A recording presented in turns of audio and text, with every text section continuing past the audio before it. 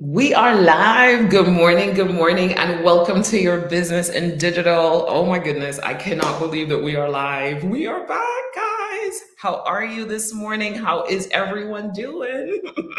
We Good morning. Are you hearing me? Yeah, there's a lot of background. So good morning, good morning. Welcome to your business in digital. Super excited to be here. This is 2024 and we are back and ready to rock and roll. And you know what, guys? We are also live on IG this morning. So shout outs to everyone on IG seeing us for the first time. We are live. I cannot believe it. I am so excited. I could barely sleep last night. We're talking backstage. I was just like, the show is back. The show is back. We have so many great things to talk about, so many exciting things. But let's jump in and get to our intro, and then we'll talk a little bit more.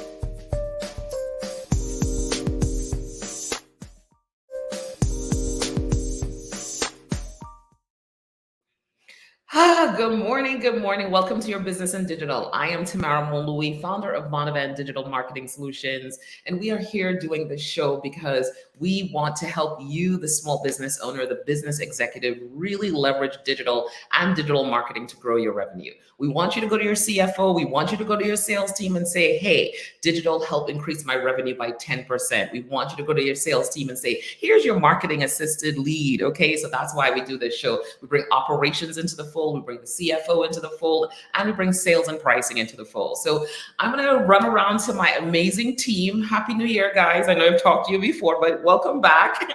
And you guys introduce yourselves, starting with Andrea. Kick it off, introduce yourself, tell the people who you are. Good morning. Good morning. Welcome back to our show.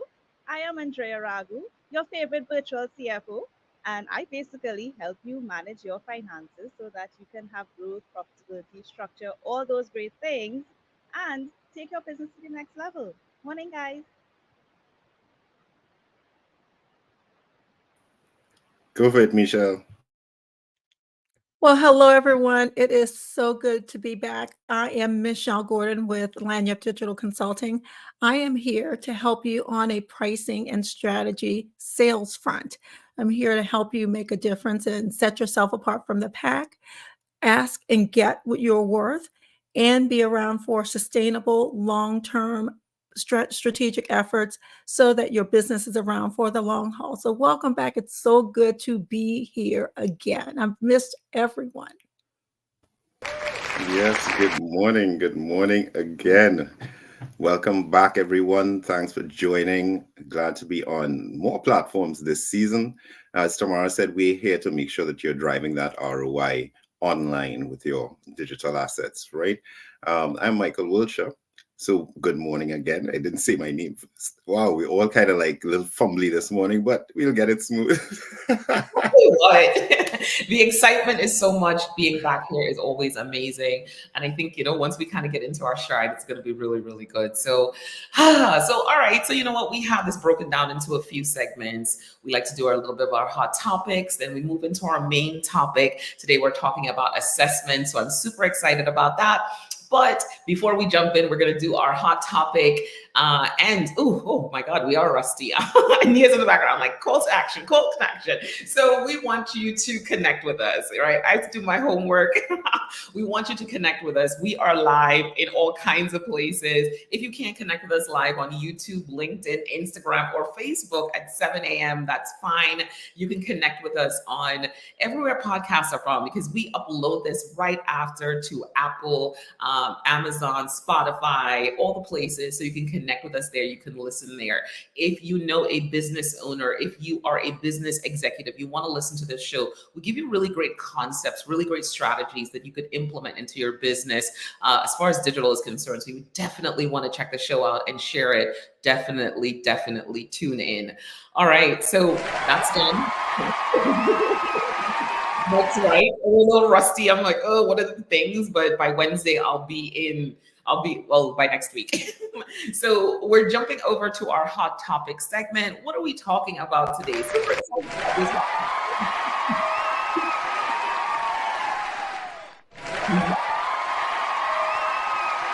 Lots of applause. What's going on with the hot topics? What are we talking about today, Andrea? Okay, so we're going to talk some finance things. Go figures, right? So, a new trend. So, our hot topic today is about something called loud budgeting. So a new trend has emerged called loud budgeting. If you look for it on TikTok, you'll find it.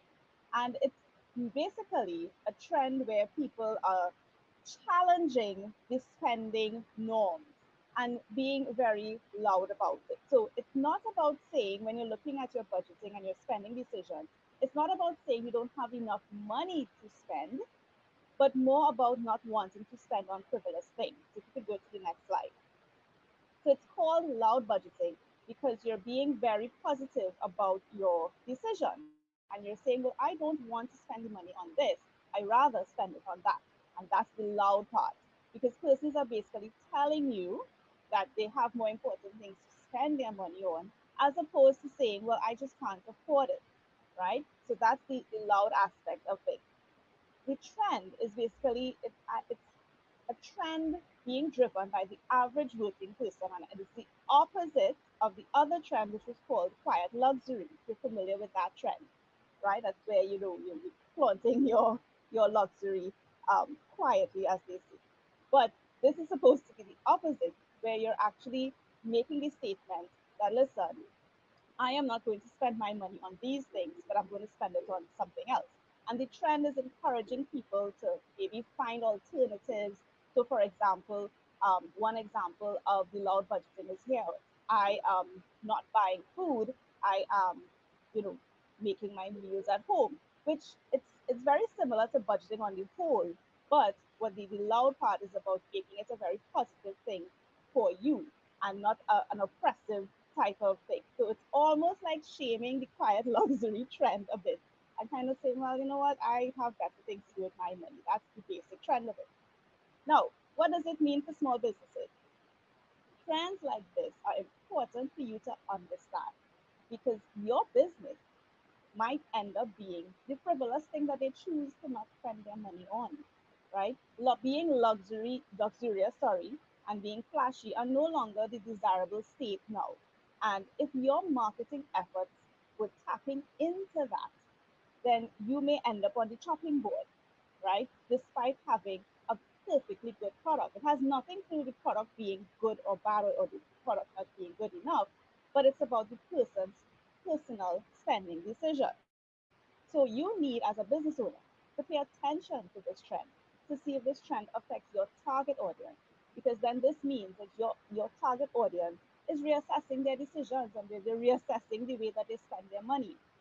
So you need to figure out if your target audience is moving towards this trend and your um, product or your offering is on the chopping board, then you're going to have to make some decisions. Are you going to shift to a different target audience or are you going to tweak your product? Remember, it has nothing to do with your product being bad per se, but it's about what the target audience is feeling. So it's important for like this and even any other finance trends that you as a business owner have to know because if your target audience is thinking about their spending decisions, you may end up on the bad end of things because like I said, you could end up on the chopping board and you may not know why. And you may be pushing your marketing money towards these things and not realizing, well, it's a trend that my audience is picking up. Maybe I need to shift to a different audience. So that's my hot topic for today.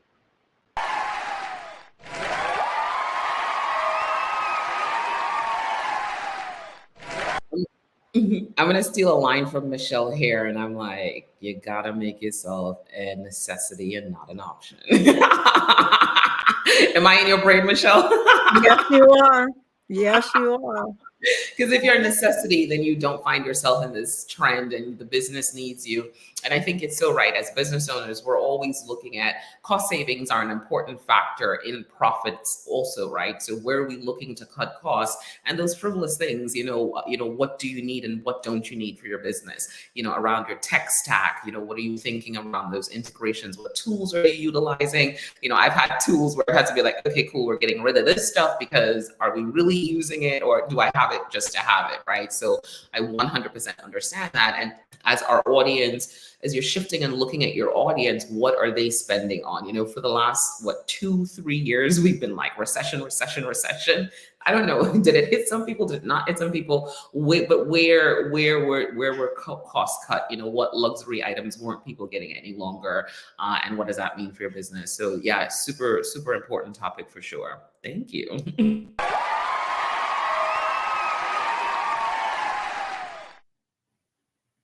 I was just going to add that what I like about the topic is really what we see in social as the echoes of what's happening in the economy, right? So this is one of them. So that idea of what am I spending on? So, and we can absolutely hear businesses say, I'm not spending on social media, I'm not spending on this, I'm not spending on, and that is really what we want to take away. That echo of, listen, everybody is price conscious right now. They want their value. They want to see their return. All the good words we use at the top of the show. So that's very, very interesting to look at. As I said, echoes of what we're seeing in the economy and what we are hoping for this year as like a first year of, full recovery mode kind of thing. This is so interesting that this is a topic now. As Tamara said, we've been having recessionary talk for years. And this is an evolution of that. And some of it actually mirrors back to when we first went into COVID times, quarantine times, and that the luxury component was problematic. So staying at high-end product places or the purchase that you're making, there was lots of scrutiny. But it goes back to something that we speak to here in your business and digital every season, and that the sale, from a selling perspective, this is more than just when you first make the sale. It's the continuum.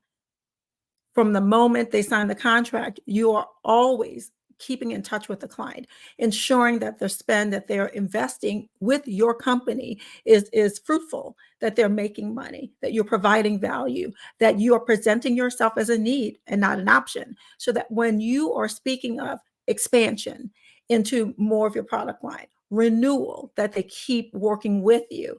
It is not a non-issue, but the conversation is far easier because throughout the course of your relationship, you've been showing your value. You've been showing that the product that they are purchasing or a solution that they're buying, a consultative component that's a lot easier to get rid of when you're something that's not as tangible, then that conversation becomes less and less when you're providing value all the time. And it's not a line item. It's a necessity to move the business forward or something that they need in their world.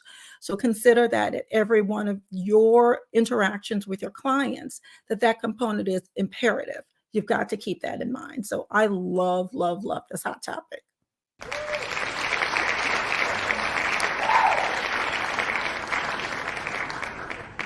Just like that, we're back. All right. We're moving on along. This is happening quick, you know what I mean? So, all right. So we are moving on to one of my other, my favorite topics. And it's because, you know what? We own this trademark. Go beyond the likes. And this go beyond the likes segment is where we really delve into the strategies for digital, where we really talk about the solutions, where we talk about the things you should be doing as a business. These are where we provide those practical solutions for you. So I really want you to pay attention here, because today we are talking about assessments and that data-driven assessment for really a winning digital marketing strategy, right? The assessment is probably the most important thing you can do for your business, especially at the beginning of a new quarter, the beginning of a new year, the end of a year. It's a great time for you to assess your online presence and just really understand, where am I? What are my baseline numbers? Where do I stack up? How much traffic is coming to my website on a monthly basis? How much of that traffic is turning into conversions? Are they the right people coming to my website? What are people doing on social media? Or am I driving them somewhere? Assessing, what does my sales funnel look like? What does my customer journey look like? What are the things that worked really well in the business and what are the things that didn't work? This is how you really determine what you're going to continue to do in your digital marketing strategy and also what you're going to get rid of. So the assessment is probably the most important thing. Do not jump into a campaign or anything new if you don't know where you stand currently. You have to understand those baseline numbers so you can see where the growth is, what's working, what's not working. So I'm really excited about this conversation today. So let's jump in. All right, let's go for it, Nia. What do we got? So, what are the key components of a comprehensive digital marketing assessment and analysis? And, I'm going to start and I'm going to kick it over to the team because it's funny. I'm working on this for a client right now, right? I am working, actually, you know what? We have a few surprises that are going to come along the way in the next few days. But I'm working with Deborah Mitchell right now and working on an assessment for her business. And what does that look like? It starts off with market research, right? Really understanding the online scope of where things are. What does that market research look like? What is her audience doing? What are they searching for? Understanding the market share opportunity online is where we're really starting with that assessment, right? Once you start with understanding that market share, the market opportunity, it gives you the blueprint for where you're able to move forward. The next thing we want to look at too in your assessment is your website and your user experience. That user experience is the thing that moves people from staying on your website to clicking away and going to your competition, right? Your website is such an important piece. It's really the home where people come to after, right? They come through your social and they come to your website. That's where you want them to convert. So you really have to make sure the user experience is right. And that ties back right into that customer journey piece. Also, what's the content that you're creating, right? How are people taking in that content? Are they reading it? Are they watching the video? Is the content even relevant to them? And did you just start creating content to create content, or are you creating the content that makes sense? The other thing you want to look at is if you're running paid advertising, right? Analyzing those campaigns. A lot of people are running Google ads at times and they find that, hey, we're wasting money. And sometimes it's because, the technical side of it isn't set up the right way. You're maybe focused on broad match terms when you should be focused on a little bit more exact match terms or phrase match. So you really want to understand that paid advertising. Is this working for me? Is it just not set up the right way? That's going to be important as well. Social media marketing, right? I know we spend a lot of time in the social media spaces. Every time I say the word digital marketing, people say social media. Social media is important. It is the hello, but what's happening in those spaces? And are you in the right place? Is your target audience on LinkedIn and you're hanging out on Instagram, right? Where are the spaces? What social media marketing is working for you? What platforms are working for you? Email marketing, super important as well. Email marketing is where you get to continue those conversations with your target audience or with your potential customer, right? They're already in your space now. So how are you talking to them? Are they opening those emails? Are they not opening those emails? Are they unsubscribing? I was working with a client the other day. We sent out an email and guess what happened? 36 people unsubscribed. I think it was 36 people.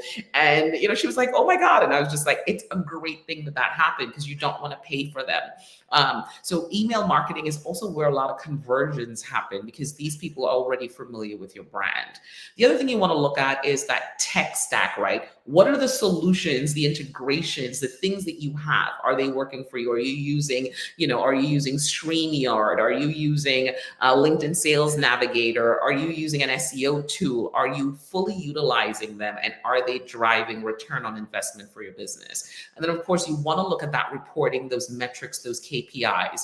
what's relevant to your business. What are the KPIs that connect back to money in the bank? What data points are you analyzing? You can't just analyze likes and follows. You must analyze the click-through rates, the time on site, the things that get people to that place of learning about you, moving into your space, and then getting to that point of conversion. So those are some of the components of a digital marketing assessment. All right.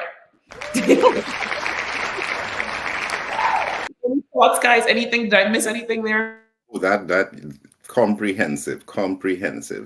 We're looking at that strategy, and we are accustomed with businesses that sit in this position, say, I'd like you to do this when they come to the agency, right?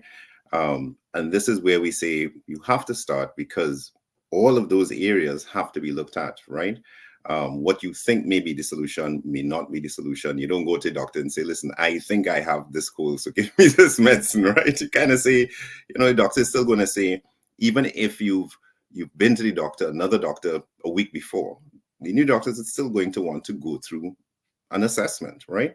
And business is no different, because a lot of those wins are in closing some very small gaps, identifying and closing those gaps on the way. So I think this was a really complete way to look at all the areas that you should be thinking of when you do an assessment, all the areas that you can understand that if you work with us, this is what you'll get in an assessment.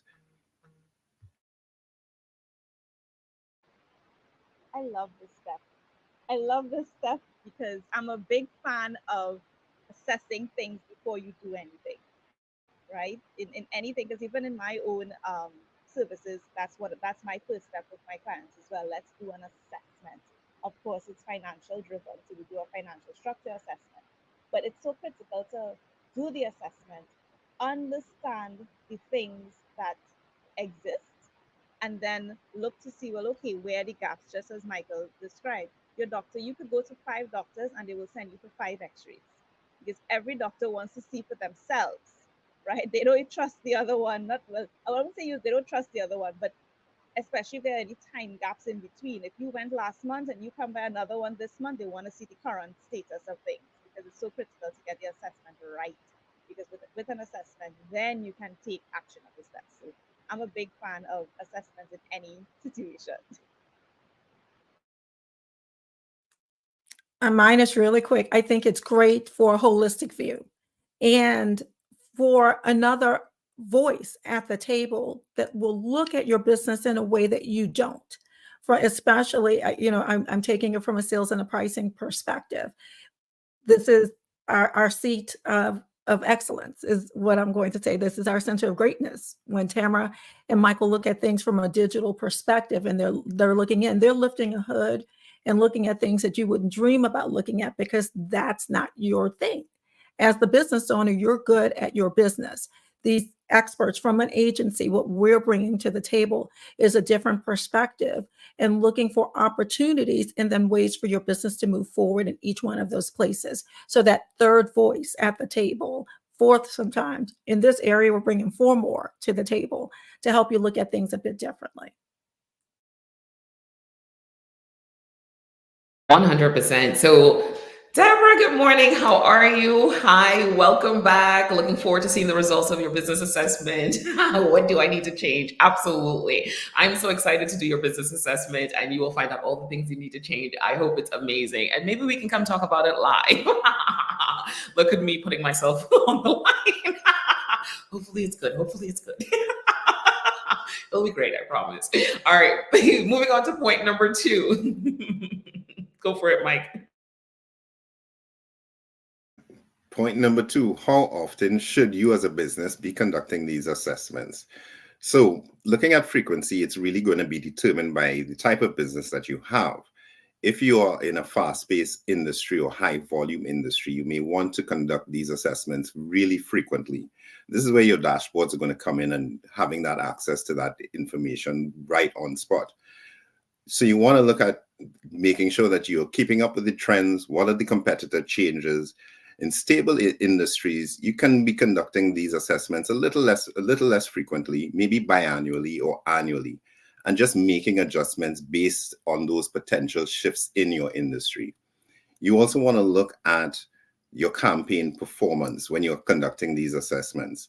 Rapidly changing campaigns, more frequent assessments are needed to really optimize that performance, because when we're running a campaign, it's all about ad optimization. You also want to just make sure you're looking at things that, like your internal resources. What are you using? If you're a large marketing team, of course, it's easy to conduct these more frequent assessments. If you're a smaller team, you may want to look at it, as I said, biannually or annually. Is my online strategy performing to provide money in the bank, money for my business? So the general guideline is annual assessment at minimum, ideal a biannual assessment, and frequent would look like quarterly, monthly. And for some businesses, it may be even more frequent than that. If you're in a very highly competitive space, say like online travel, the online travel market, right? You're going to be doing some assessments pretty much nearly weekly, right? So these are some of the things that you look at when you are talking, how often should you be doing these assessments? I actually love that, right? And then this is where the dashboard comes into play again, right? And your performance. If you're looking at a performance dashboard on a weekly basis, it should be giving you some insight into that assessment, some high-level indicators. You can do a deeper analysis after the fact, but that weekly dashboard that you're jumping in and looking at, what are those numbers, right? What's that, those quick high-level numbers? And that should tell you something, so it should really impact that quarterly or monthly assessment. And I'll add one more to this really quickly for us, is that if you are looking to change course in product offering or complete overhaul in your pricing strategy, or you're entering into a different space, work with your agency to do another assessment, because there could be a lot of different changing dynamics that must be considered before you move forward and bank on anything. You need to assess and understand the new landscape.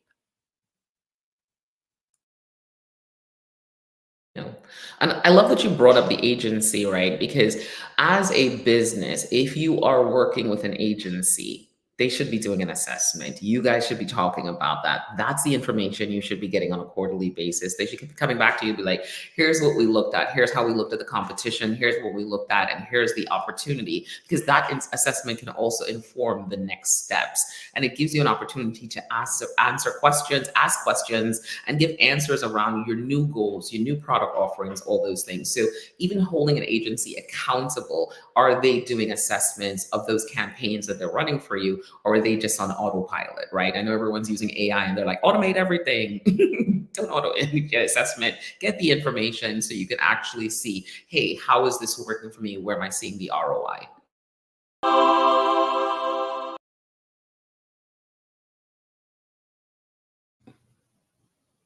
All right, so question 3, right? Michele, I'm kicking this one to you. What is the process of analyzing competitors in the digital landscape? Oh, I really like this one. This one's quite important, but I think often shied away from a number of people. We consider, I think, 5 different areas to look at when we're looking at what's happening in the digital space in the competition. First off, do you know who your competitors are? Identify like competitors that are offering similar products or services in what you consider and have identified as a target audience or a market.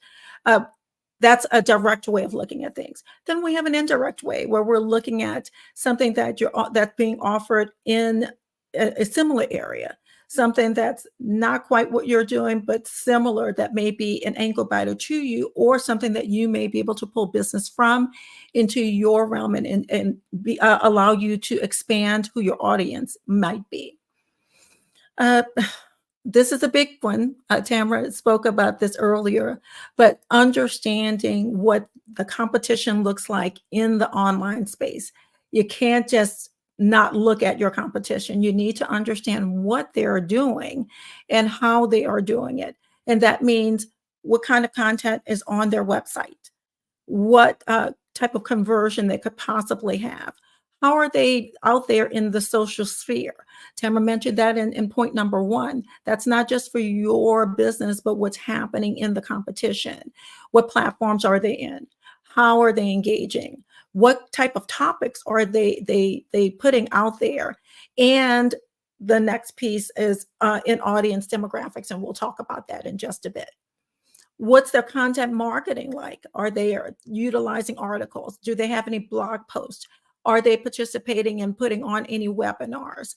Try to understand their keywords. When you're out there on their website and there's marketing out there, does it take you to a landing page? Is that sales strategy showing a bit? Get on their email list, understand how they're engaging offline, because that's just as important as what you see online. And how are they doing it? How are they speaking to the community? And is it an engaging way that you are doing or can mirror if it's something that works? The next piece is something that you have to really embrace and really take hold of and call a spade a spade. What's their strength, and identify what you consider an opportunity that they have for you to capitalize on. What's a weakness? So what does this mean? Do they have a high organic traffic? Is their social media presence strong? Is their engagement really good as you're looking at things? On their weakness, is their website outdated? As you're going through the sell process, is it broken off or not taking you on a clear path from entry to a sales point? Now, also, this piece is real key. Can you understand what their strategies are, starting with who are they speaking to? Who's the target audience? Do you understand their people, and are they similar to those that you are trying to attract for your business? What's the value proposition? How are they standing out from the pack?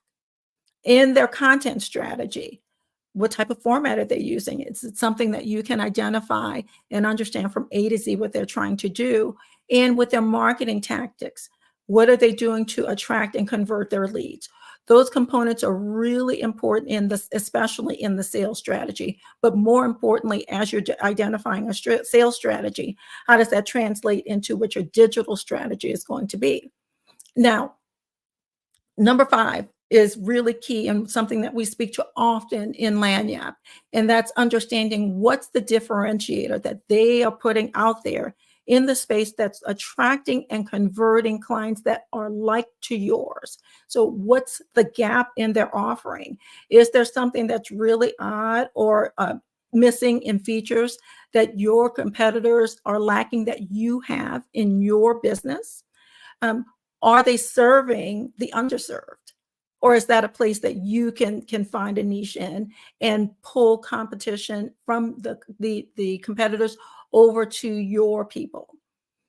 What's your value prop? Are you offering something that stands out? Or are you similar and just vanilla and aligned with everybody else?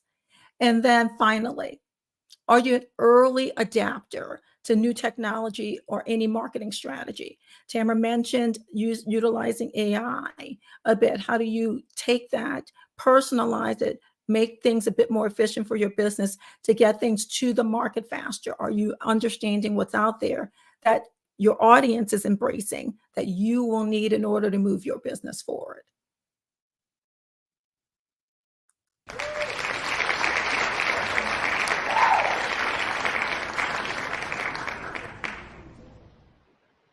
I love it. So I love this understanding competitors. It's so important because, and I'm going to use a local Trinity parlance here. This is where you mako what everybody else is doing, right? And so Trinity, that's what we say, minding people business. But you're minding people business with a purpose.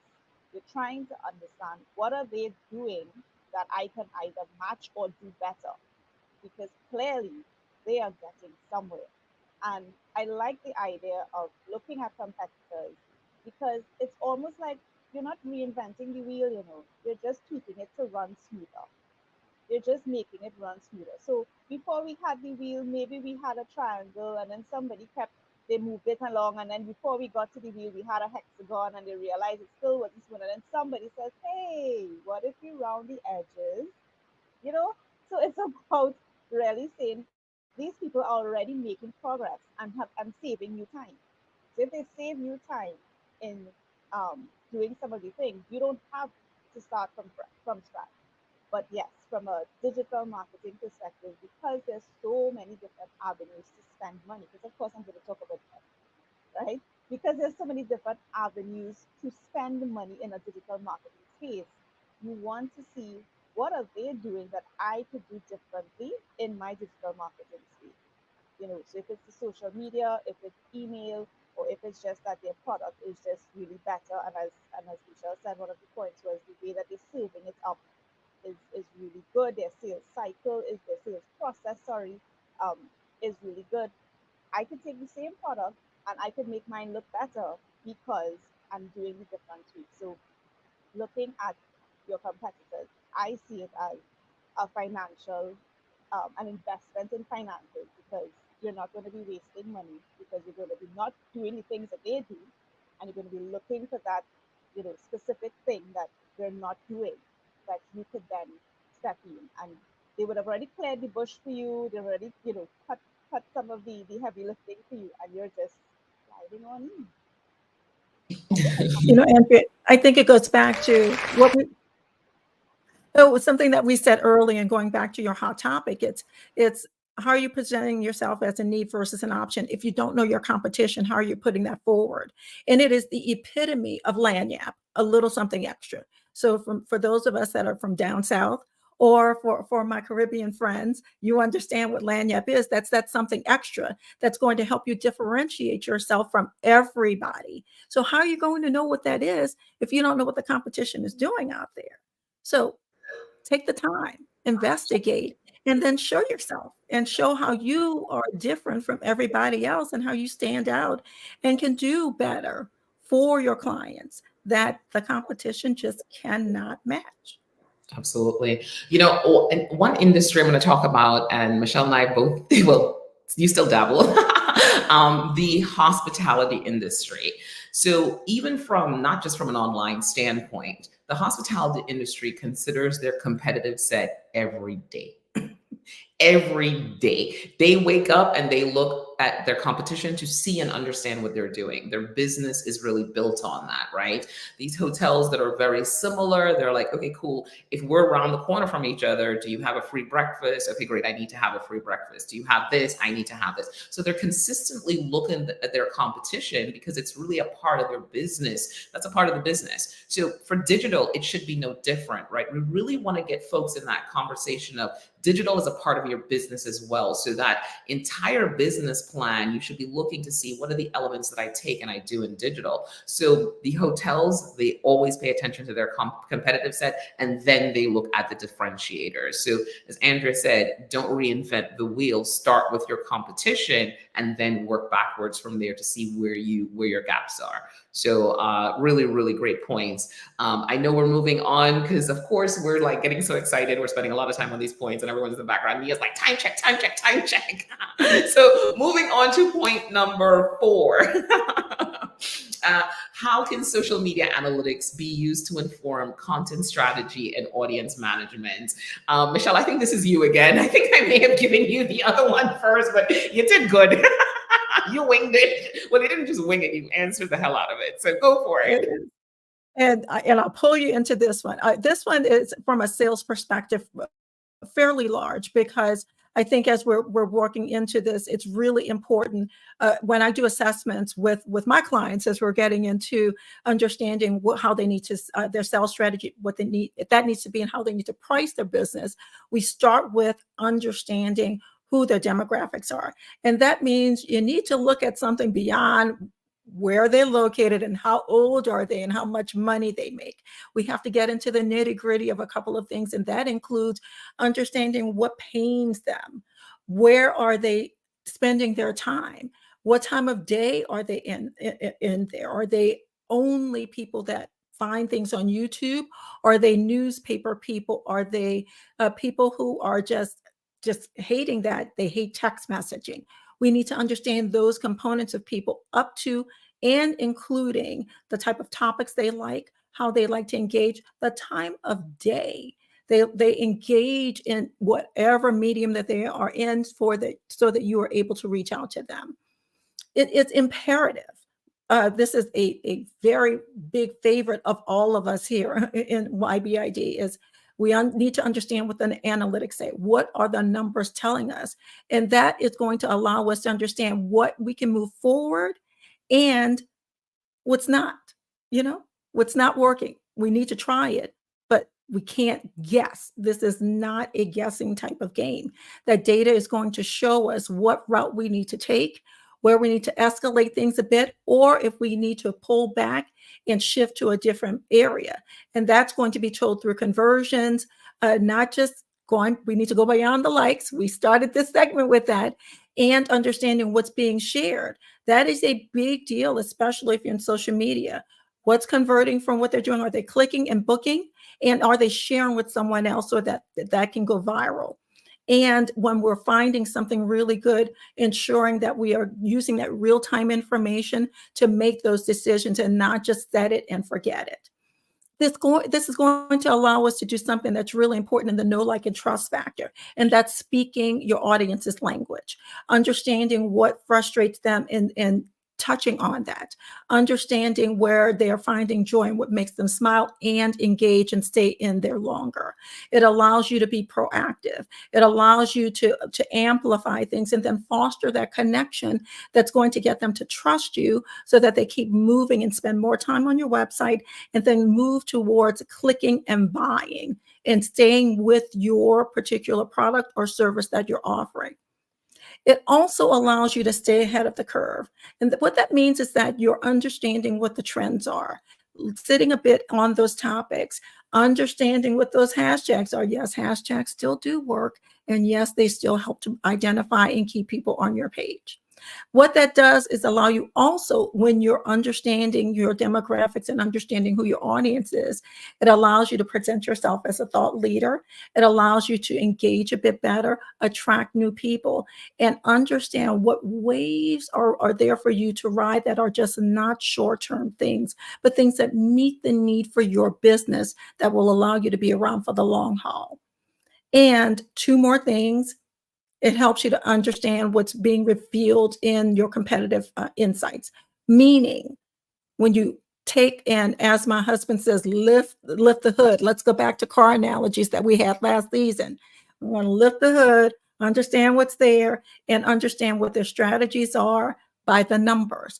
Understand what content is resonating with the audiences. It allows you to understand what those insights are so that you can then take it from your own approach and stay one step ahead of your competition and convert and move that business forward always. So again, measure it, repeat what you have that is a success. And then if it's not, move it to the side and try something different. But you can only understand that not from a feeling place, but from that number. Understand what the data is telling you so that you can move your business forward. 100%. And so many times you spend time on social media with your business, right? And you got to use the analytics, right? I think most people spend a lot of time working in social media. They don't spend a lot of time on email marketing. They don't spend a lot of time on the other things. They spend that time working social media. I talk to people all the time and they don't know the dashboards. They don't know the numbers. They're posting just to post. They're just putting information out there. They don't necessarily understand what content resonates. That market research gives you that information. And you really have to look at social media in a way where you're like, okay, how is this helping my business? Or am I just in this space because I'm following a trend? Get off the trend bus and get onto what works for your business. Look at those KPIs. And Andrea, I know we've talked about getting off the trend bus, right? And how a tool like Instagram may not necessarily be your space, but a tool like LinkedIn could be your space, and you making that decision. Just talk about that a little bit. Absolutely. It's really about understanding what is right for you because the trend may not fit the image or the audience that you're trying to attract. And yes, we've had this conversation where I am looking at my own brand and I'm saying, where is it? Should I really exist? I don't necessarily think that Instagram might be the right place to me based on what it is I'm trying to achieve. Instagram is great for a lot of visuals, and I've had this challenge of how do I make financial visuals?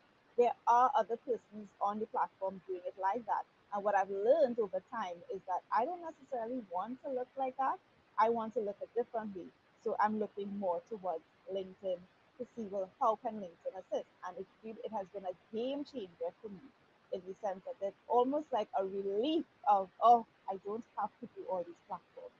I really don't. I just need to focus on the one or the two that I've identified as working for me. And for 2024, I've identified LinkedIn and YouTube as the place where I want to exist. So I'm going to start pushing everything towards that. So my efforts are going to go towards that.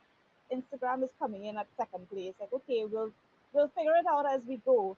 But it really helps to kind of narrow down and say, hey, I didn't necessarily want to be on this trend. But what I do want to do is establish my own differentiator, as we've been speaking about before. I want to establish myself in this space and become this way so that I'm the only one in this space. We love that. We love, love, love. Let's get a round of applause.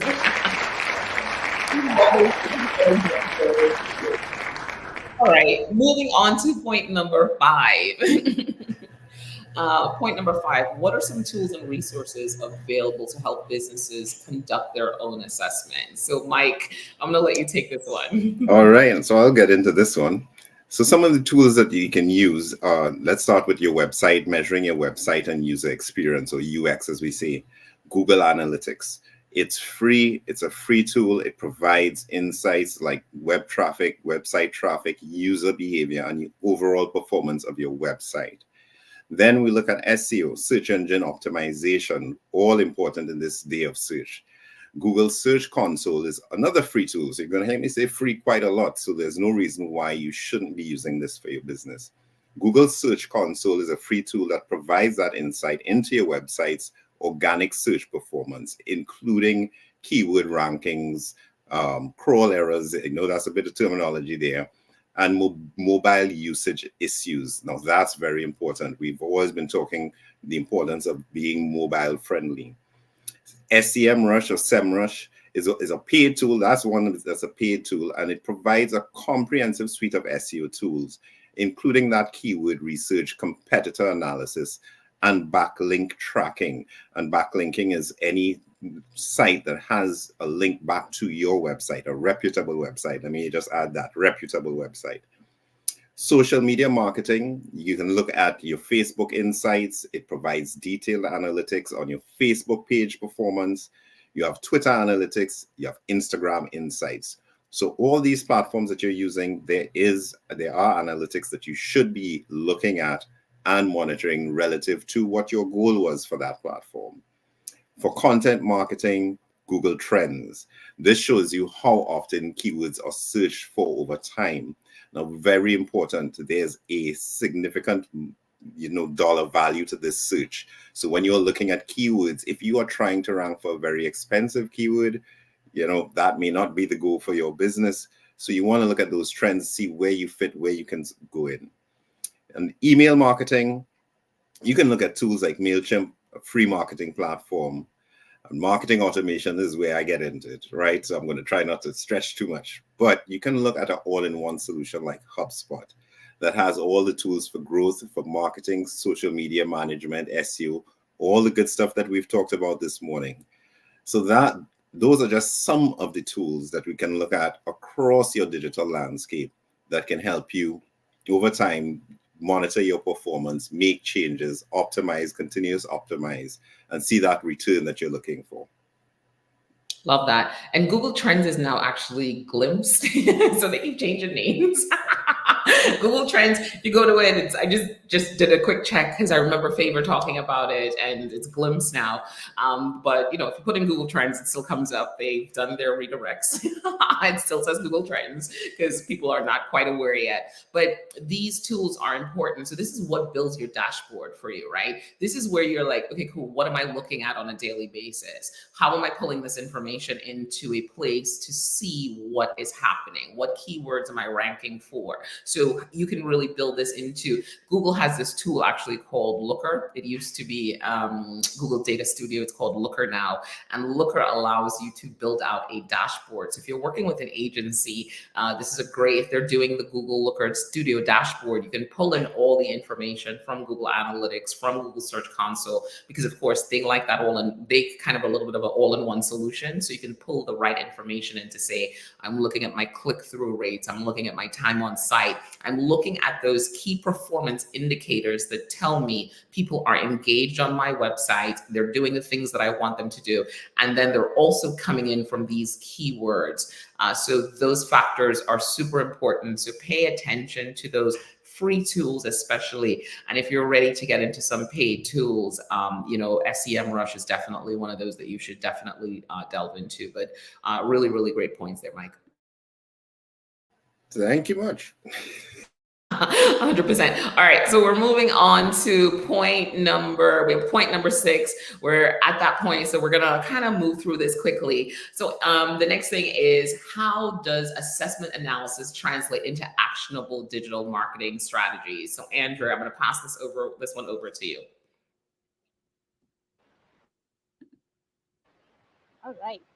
So how does the assessment translate? Well, the assessment translates because it's basically, think of it as a financial audit for your online presence.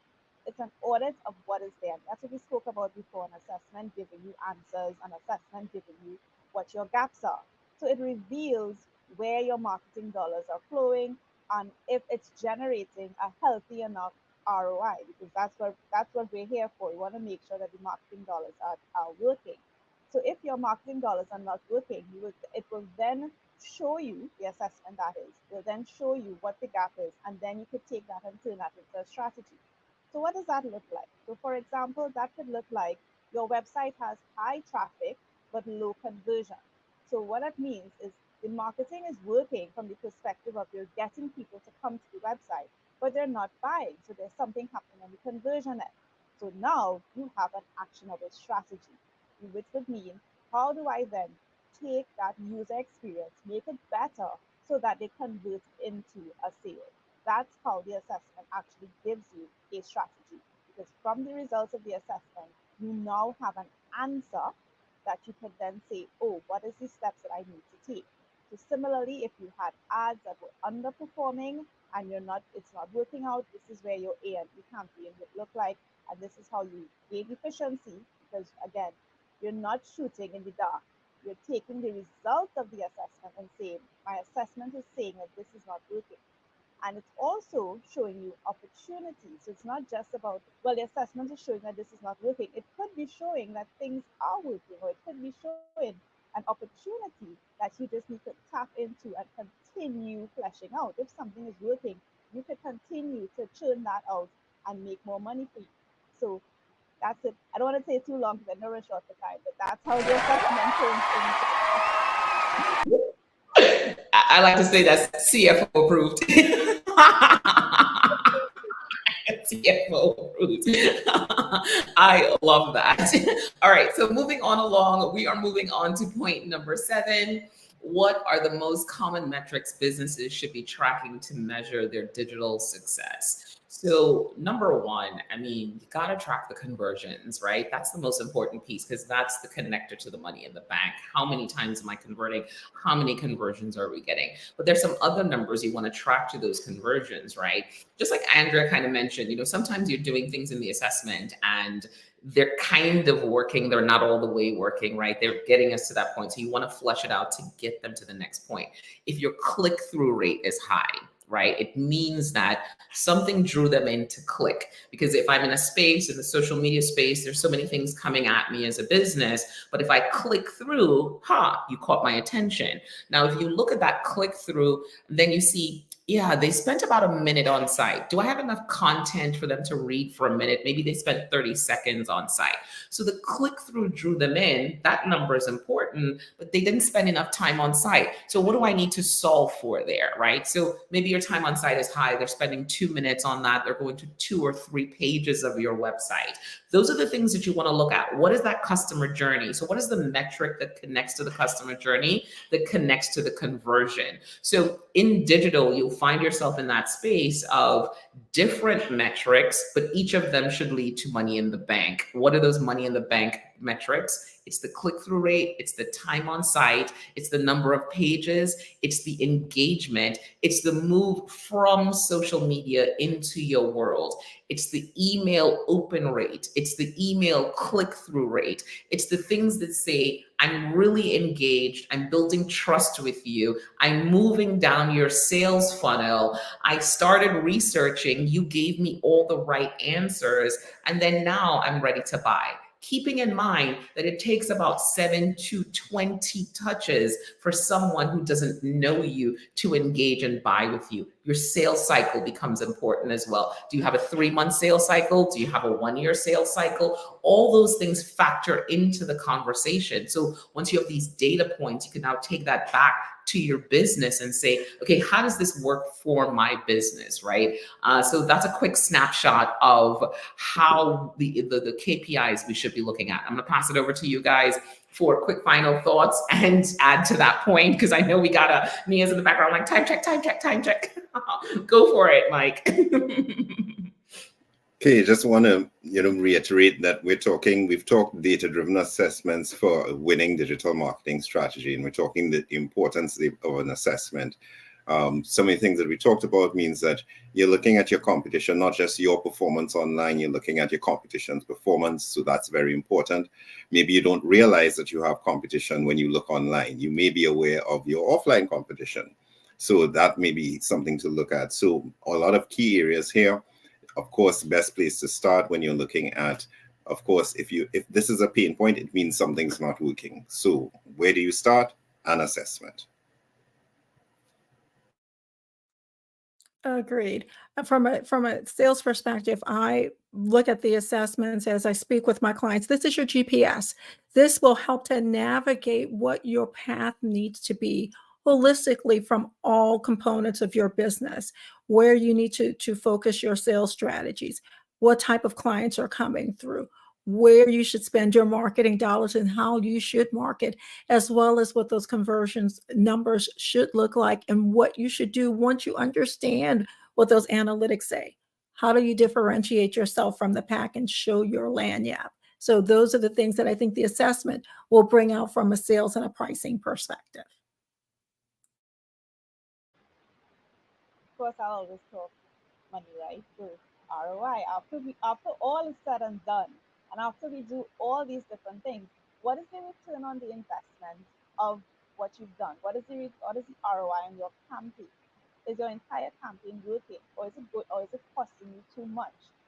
Is it in the end, is it going to cost you too much to acquire a customer? That's your CAC, your customer acquisition cost. So at the end of the day, after you take all these different tactics and strategies and implement them, what is the return that you're getting on it? Is it generating the level of sales that you were hoping to get? And is it producing enough at a low enough cost? So are you getting, how much is a lead cost? How much is a customer cost? So after all is said and done, you need to look back at your dollars. You need to look back at your return on investment to see how all these different things are working together for you. You guys are so amazing.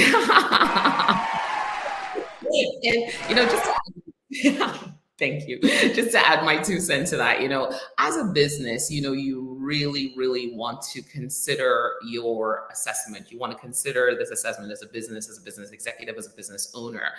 Have you done an assessment? Are you working with a marketing agency? Have they done an assessment for you? Where do you stand? What are your baseline numbers? This assessment could be really a deal breaker, right? It's the thing that tells you, hey, am I spending or investing this in the right spaces? Am I doing the right thing? Is the agency doing the right thing for me?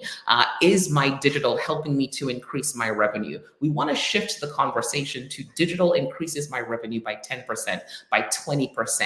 The assessment is really gives you the blueprints to really be effective in your digital marketing and everything that you're doing. So we want to make sure that you actually pay attention to the assessment. Go ask the question, go ask your marketing team, hey, did we do an online assessment? Do we understand where our numbers are, our baseline numbers, and where we're going to next, right? So guys, we're back. So this is our first show for this season. I'm so excited. We have so much to say already. It was like Mia's in the background, like time check. So I know I have some more homework to do. Thank you so much for joining us on this show. But the one last thing I'm going to say is definitely connect with us. Okay, we are in everywhere podcasts are found. We're on Spotify, we're on Amazon, we're on Apple. So listen to our podcast. We upload this video podcast to those tools after. So if you can't catch us live, that's okay. We're also live on YouTube. We're live on Instagram now. We're live on LinkedIn, and we're live on Facebook. Our goal is to really help you see the return on investment from your digital marketing efforts, right? I say it all the time. We want you to walk into your CFO and say, hey, digital helped me increase my revenue by 20%. We want you to talk to your sales team to say, hey, here are these marketing assisted leads that you can now go forth and sell to them. We want you to have your operations team really functional through all the things that you're doing, your content marketing, the right CRM, all those things. We want digital marketing to work for you. Digital marketing is no longer a supplement to your business. We are in the digital space, and it must drive you revenue. You're spending a lot of time and a lot of money on your digital. So how does it make money for you? And that's what we do here at this show. Thank you so much for joining us. We're so excited to be back with you guys for season 4. On Wednesday, we have a really, really cool show. We have some guests, not just guests. We're going to have like a permanent guest actually with us, hanging out with us on a bi-weekly basis. So I'm super excited for that. So definitely join us. Thank you so much, guys, for being back. It's good to be back on screen with you guys. I love being here. I missed it so much. This is Your Business in Digital. Mia, thanks in the background. Chantal, thank you for everything that you guys do. We're back. Have an amazing day. Take it easy. Bye.